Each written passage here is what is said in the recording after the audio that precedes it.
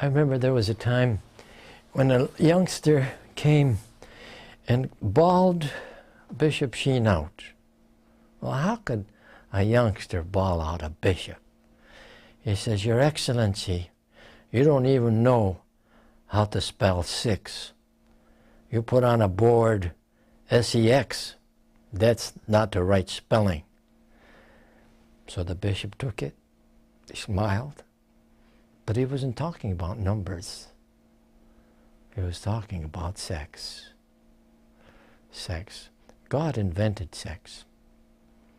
Well, if he invented it, why didn't he invent it in such a way that people would not mess their lives up? Why did he put the passions? Listen, you're asking questions that will be answered in heaven. But you're asking questions that I don't know the answers to. Why this? Why that?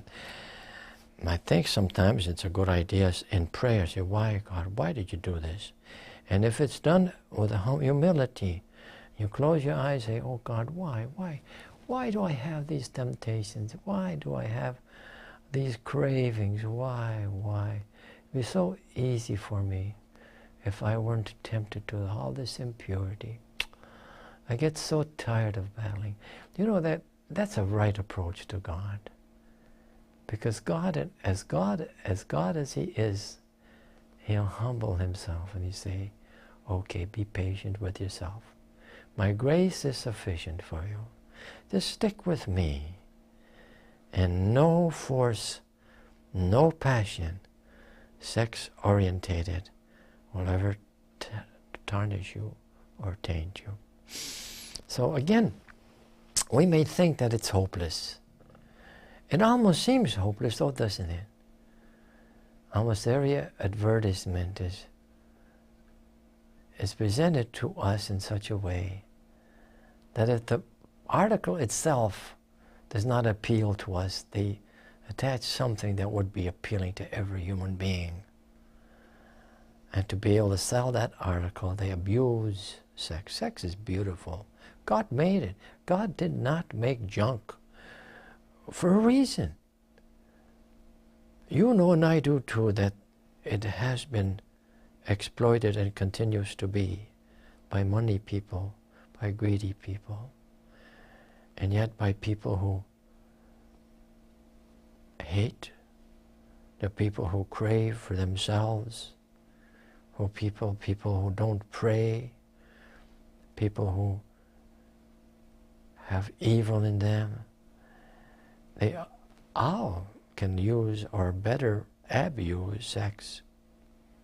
Now, if we look upon sex as God gave it to us, it's a vehicle through which love passes between husband and wife, and a vehicle. There's a difference between having sex and making love. A great difference. One contributes to unselfishness and the other to selfishness. When she uses his body for herself, and he uses her for his own pleasures, he aggrandizes himself. He makes himself more and more self-centered. But love works just the opposite. But it's still a vehicle.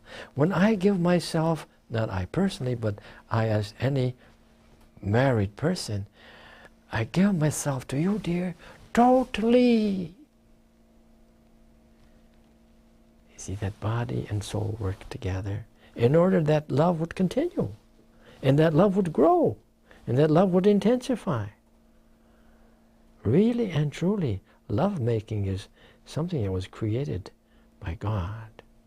I do believe that having sex has been introduced by Satan. God doesn't know how to use those words because they're sinful words. They contribute to self-centeredness, self-gratification. Well, be it as it may, we live in this world, but how to remain pure or chaste? We're talking about chastity also in the vein that a husband is chaste and a wife is chaste, where they express love to each other. And they work with their mind and they work with television. No, I don't have to see that. No, I want to be faithful to my spouse. I don't want that. You know, we do this, I don't know about you, but sometimes I do this, even in driving a car, the car that I have. I'm driving my car and somebody comes by me with a sleek, nice, what? Jaguar. Boy, I wish I had that Jaguar. This could be true of anything and everything. Some lady comes to the dance just like a princess. So you see now, in marriage, that's not allowed. If I'm not happy with her, and so I go around shopping and looking, maybe and fantasizing and imagining, that's not wrong. That's not right, but it's wrong. Because of the fact that I am to be faithful. So chastity is also a part of the life's experience of a married person. It's only you, dear. I give myself only to you. You see, where there's a watering down of that, where a person goes forward and just uses the bodily pleasures for oneself, that's the quickest thing that breaks up a marriage. And when he uses her for himself, and vice versa, or each other, sure thing, because it's not making love. It's building up self. And when those two that were one, now they become more self, more self, more self, then they split and become two. Simply because they didn't know about love making. Perhaps no one taught them. But it is true. But now how is it, even for me as a priest, to remain chaste? Not easy. But for anyone, any single person, it's the same thing. It's self-discipline. I don't have to see that. I don't have to hear that. I don't have to feel that. And usually, you know what it is? If I'm not happy, I look for a compensation.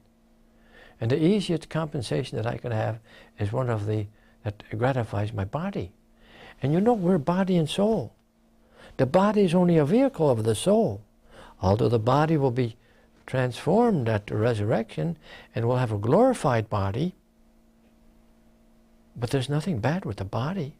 God made the body. God made the sex organs. But the body is to be a vehicle to express the love which is a quality of the heart, of the soul. Because we're not angels. And it is through that love-making that there are fruits that enter into life. And these fruits are babies, persons, and little angels. So, to remain chaste, it does require effort, especially in our day. A lot of effort, because it's flaunted before our eyes, and because of communication as it is, or not so much communication, but media, and money, and greed. And they don't know any better. They think that this is it. And so if a person does not have love in his or her heart, and they don't have any joy, then what is the next best thing? To crave the pleasures of the body. Not to crave, but to crave, but to make use of whatever the body offers by way of pleasure. Whether it's food, or whether it's sex, or whatever. To be happy. Now, if I'm happy, I don't need that. If I have a car, I don't need a bicycle. If I have peace in my heart, I don't need turbulence, which is the result of artificial satisfactions. And then the Spirit, oh, that Spirit always seems to be coming up, doesn't he? He's the answer to it all. He's the sanctifier. He's the energizer. So it's the life with the Spirit. And I cannot say very quickly or easily or confidently life in the Spirit. I can't say that. Because there's always part of me in it. As the Spirit and I work together, and I know He helps me, but still there's something, if it were not life with the Spirit, it would also mean that I would not deserve a reward in heaven. And I do deserve a reward in heaven if I use my will to say yes to God. And certainly because of the fact that my will is under my care, I'm able to make use of the will, make use of the soul, to bring my body into harness. And so when my soul and my body work together, and they work as a team, and I'm happy because I'm obeying God, even in my lovemaking, even my sex life, I'm obedient to God. I respect Him for the request that He makes of me to be chaste, even in marriage, with all that that means. When I have respect for the human body, when I have respect and reverence from the human person who happens to be my wife, my husband, and then don't forget the person after whom I would lust for their benefit. If I would have reverence, I'd be happy. And the happier I am, the less pleasure of the body that I will need. So if we could just give people of the world the right formula, hey, there's no satisfaction, complete satisfaction in the body, in the flesh. It's in the soul. If we could teach people to find their soul and to be able somehow to put their finger on their soul by experimentation, by experience, and they would find happiness, sex pleasure would take almost last place. So if you are badgered by temptations, with the help of the Spirit, and here's the power. No! See that power? No!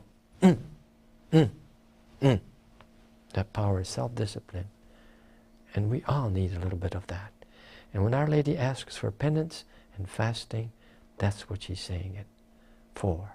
In order for each one of us to get power over Satan, power over the world, power over the flesh.